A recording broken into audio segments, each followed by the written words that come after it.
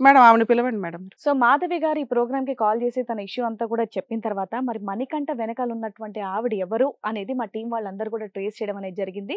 ఆవిడని కూడా ఇక్కడ రప్పించడం అనేది జరిగింది. మరి ఇప్పుడు కనకమ్మని కూడా పిలిచి ఏంటనేది తెలుసుకుందాం.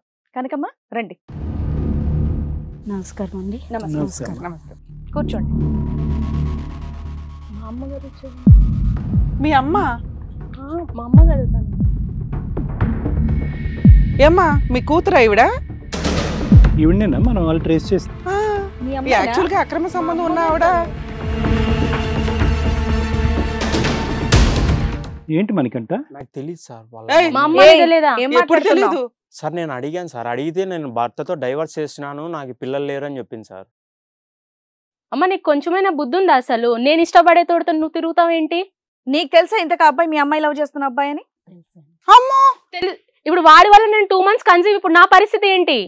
నాకు 1 year నుంచి తెలుసమ్మా. నీకు 1 year నీకు 1 year నుంచి తెలిసి ఉంటే ఆయన నీకు దొరికాడు, ఇంకెవరు దొరకలేదా నీకు? నీకు భర్త నా లైఫ్ స్పాయిల్ చేయడానికి నువ్వు తయారయ్యావా? అదని తను నాకు తెలియదు కదమ్మా. ఇప్పుడే కదా తెలుసు అని చెప్తున్నావు నువ్వు. ఫస్ట్ తెలియదు మేడం గారు. ఎంత లోతుకు దిగాక తెలిసింది కనకమ్మ? ఈయన నాతో 2 times స్పెండ్ చేసిన తర్వాతనే తెలిసింది. ఏయ్, నీ వయసు ఎంత, ఆయన వయసు ఎంత? అసలు ఎంత మీ వయసు ఎంత చెప్పండి? 38 40 మీ వయసు అన్నారు. అవునండి. ఆ అబ్బాయి 26 years. చిన్న అబ్బాయిని ట్రాప్ చేసి నువ్వు కమిట్ అవ్వాల్సినంత కర్మ నీకేం వచ్చింది తల్లి? నేను చెప్పానండి అన్ని వివరాలు. నా భర్త నాకు దూరంగా ఉన్నాడు, నాకు 2 పిల్లలు ఉన్నారని అన్ని చెప్పాను సార్. చెప్పినప్పుడు నేను మంచిగానే మాట్లాడతానండి, నా వల్ల ఏం ప్రాబ్లం ఉండదమ్మా మీకు అని చెప్పాడు. ఆవిడకి తెలియదు, నీకు తెలియదా కనీసం? మా అమ్మని నీకు తెలియదా? అవన్నీ అదే ఇందులో నాకు ఇంకా అసలు వదిలేసి twist. కూతుర్ని పెట్టుకొని ఈ బుద్ధులు ఏంటండి? ఎప్పటి నుంచి ఈ పరిచయము? అసలు ఎందుకు అతనితో పరిచయం పెట్టుకున్నావు? నీ భర్త లేనప్పుడు నువ్వు ఇలాంటి పరిచయాలు ఇంతకు ముందు కూడా పెట్టుకున్నావా? ఇతను నీ కూతురుని లవ్ చేస్తున్నట్టు వాస్తవానికి నీకు మొదటి నుంచి తెలిసిందా, మధ్యలో తెలిసిందా? మధ్యలో తెలిసింది సార్. అది మీ పరిచయం గురించి చెప్పండి. ఎందుకు అతను లవ్ లో పడ్డావు? ఒక్క నిమిషం సార్. దాని లవ్ అంటారా, కొవ్వు అంటారా? ప్రేమ సార్. అబ్బా, అబ్బా నేర్చుకుందాం. నువ్వు మరి మీ అమ్మాయి నేర్పిస్తే నేను చేసింది నేర్చుకుంటాను. ఏంటమ్మా? నేను ఈ రోజు బుక్ తెచ్చుకోవటం మర్చిపోయాను. అదే నోట్స్ రాసుకున్నాను. రాసుకోవాలి సార్ మన డిక్షనరీలో ఈ వర్డ్. వద్దమ్మా ఆ మాట అనద్దే, లేచి వెళ్ళిపోతా. కాదు చెప్పు, అసలు ఏంటి మీ ఇద్దరి మధ్యన కథ? నేను ట్రావెలింగ్ చేస్తున్నాను సార్. ట్రైన్ లో ఉన్నప్పుడు ఈయన మధ్యలో వచ్చి సీట్ కోసం అడిగింటే అక్కడ ఎదురు బదులు కూర్చొని మాట్లాడుకుంటుండే. కూర్చున్నారు. ఈయన టిఫిన్ ఏదో తెచ్చుకోకపోతే నేను చపాతీ తీసుకెళ్తున్నా ట్రావెలింగ్ లో. ఈయన తిన్నాడు. పెట్టినప్పుడు సార్ మేడం మీరు ఎక్కడ ఉంటారు అని అడిగితే హైదరాబాద్ లోనమ్మా, మాకు 2 ఇళ్ళు ఉన్నాయి, ఒక ఇల్లు అద్దెకి ఇచ్చినాము, ఒక ఇల్లులో మేము పిల్లలు అన్నీ ఒక చోట ఉంటారు, పిల్లలేమో ఎడ్యుకేషన్ గా చదువుకోవడానికి గురించి వాళ్ళు వేరే ఇంట్లో ఉంటారు అని చెప్పి. ఓహో, మీకు ఇప్పుడు 2 ఇళ్ళు ఉన్నాయి. 2 ఇళ్ళు. ఆయన ఒక ఇంట్లో రెంట్కుంటారు, మీరు ఒక చోట మా ఉంటారు. పిల్లలు ఉన్న వైపున ఈయన ఉంటాడు అనమాట. అయితే విషయం ఏంటంటే అక్కడ నాకు 2 ఇళ్ళు ఉన్నాయని చెప్పినాను మేడం. చెప్పినప్పుడు ఇక్కడ మేడం అని అడిగితే పలానా ఏరియా చెప్పాను. ఏరియా చెప్పినప్పుడు అప్పుడు నేను బ్యాచులర్ ఉంటున్నాను మేడం, నేను ఇప్పుడే వస్తున్నాం, కొత్తగా వస్తున్నాం హైదరాబాద్కి. ఇప్పుడు 3 times వచ్చాము, జాబ్ గట్టు సరిగా దొరకలేదు, నేను ఫైనాన్షియల్ గా చాలా ఇబ్బందులు పడుతున్నాను అని అన్ని చెప్పారు మేడం. చెప్పిన తర్వాత అయ్యో పాపం నువ్వు ఎక్కడికో వెళ్తుంది బాబు, మన వైపు అబ్బాయివే కదా, దానైనా నువ్వు ఈసారి వచ్చినప్పుడు మా ఇంటికి రా, మా ఇంటి దగ్గర 2 రోజులైనా ఉండు, నువ్వు నీకు తిండి కోసం ఏం ప్రాబ్లం పడొద్దు, నీ అంత పిల్లలు ఉన్నారు నాకు కూడా, మంచిగా చేసుకోవచ్చు అని చెప్పేసి నేను మాట్లాడాను మేడం. సరే అని నంబర్ తీసుకున్నారు మేడం. నంబర్ తీసుకున్న తర్వాత అక్కడ వరకు ఓకే. తర్వాత 2 months 1 month తర్వాత వచ్చింది ఈయన. మధ్యలో టచ్ లో ఉన్నారా మీరిద్దరు నంబర్ మీద? లేదు మేడం, లేదు సార్. ఈయననే కాల్ వచ్చిన తర్వాత మళ్ళీ సిటీకి వచ్చిన తర్వాత కాల్ చేసాడు. అంతే, అప్పటి వరకు మీ ఇద్దరి మధ్య లేదు. మరి ఏదో తిన్నావా పడుకున్నావా? సార్ ఈమె నేను ఇచ్చిన నెంబర్ వేరు, ఈమె చేసిన నెంబర్ వేరు సార్. నేను డైరెక్ట్ గా చూసే వరకు ఆవిడ మీ వానర్ అని నీకు తెలియదు. అంటే 2 times కమిట్ అయిన తర్వాత ఒక రోజు ఫోటోలో ఫోన్ లో చూసాం మేడం. అంటే ఆమె మాధవి ఫోన్ లో చూసేటప్పుడు ఫ్యామిలీ ఫోటోస్ అప్పుడు తెలిసిందా? నా దగ్గరికి వచ్చి చెప్పాను మేడం ఇలా ఉంది అంటే, ఇలా పరిస్థితి ఉంది అంటే అప్పుడు బ్లాక్ మెయిల్ చేయడం స్టార్ట్ చేసింది మేడం ఎమోషనల్ గా.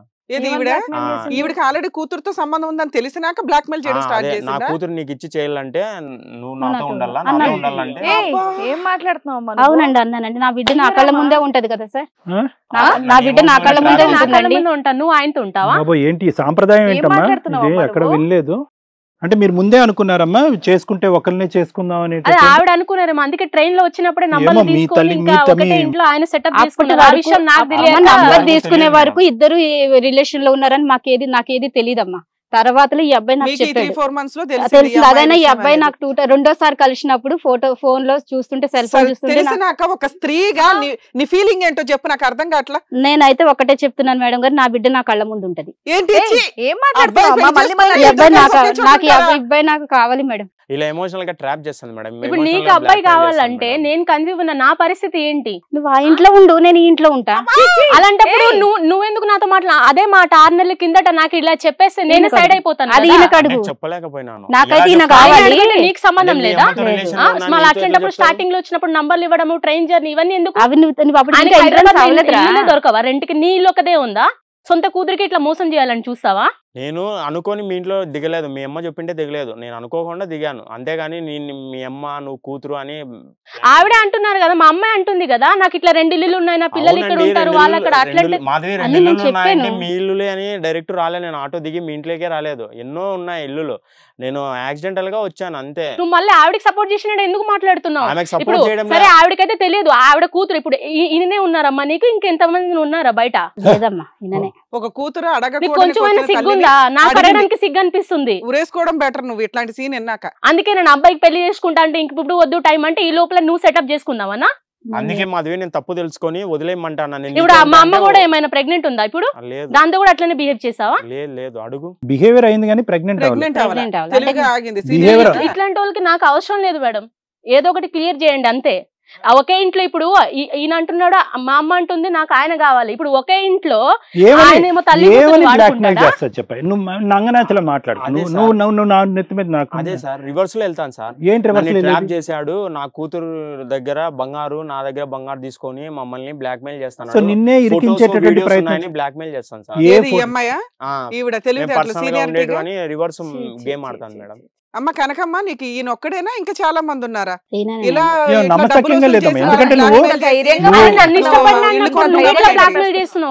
కాదమ్మా నువ్వు 40 years లేడీ, నీ భర్త దూరం ఉన్నాడు, 2 పిల్లలు, ఎంతో పరుగుగలగా బతకొల్సినటువంటి అవసరము నువ్వేంటి ఫోటోలు తీయటము, ఫోటోల ద్వారా అతన్ని బ్లాక్ మెయిల్ చేయటము అనేటటువంటిది ఇవన్నీ ఫోటోల విషయం ఫస్ట్ మొదట నాకు తెలియదు, తర్వాత తెలిసింది, ఇవన్నీ వద్దమ్మా. నీకు మొదటి నుంచి తెలుసనే నేను అనుకుంటున్నా, మొదటి నుంచి తెలుసనే నేను అనుకుంటున్నాను. ఖచ్చితంగా ఇంత ధైర్యంగా మాట్లాడుతుందంటే కావాలనే చేసినట్టు కూడా. ఎందుకంటే టెక్నాలజీని కూడా ఇంత చక్కగా వాడుకుంటూ ఫోటోలు వీడియోలు చూసి నిన్ను కార్నర్ చేసి నిన్ను ఇరుకుని పడేసేటటువంటి ప్రయత్నం చేస్తాను. కలిసి ఉంటే మనందరం ముగ్గురు కలిపి కాపురం చేద్దామని అడిగేటటువంటి నీ ఉన్న తెలివితేటలు ఇప్పటి కొత్తగా ఆవిర్భవించినటువంటి తెలివితేటలు కాదు. ఈ నంగనాచితనం, ఈ తెలివితేటలు నీకు ముందే ఉన్నాయి. అసలు మీ ఆయన ఎందుకు వదిలేసాడమ్మా నిన్ను? ఇలాంటి పనులు చేసుకుంటూ వెళ్ళావా? ఎంతమంది లిస్ట్ లో నీకు? నువ్వే చెప్పాలమ్మా మీ అమ్మగారి క్యారెక్టర్ గురించి. ఇక్కడికి వచ్చాక షాక్ అవడం కాదు. నాకు కూడా తెలియదు అసలు. ఇప్పుడు సరే ఆవిడ బిహేవియర్ అయితే ఇలా. ఇంతకు ముందు ఎవరైనా ఉన్నారమ్మా నీకు?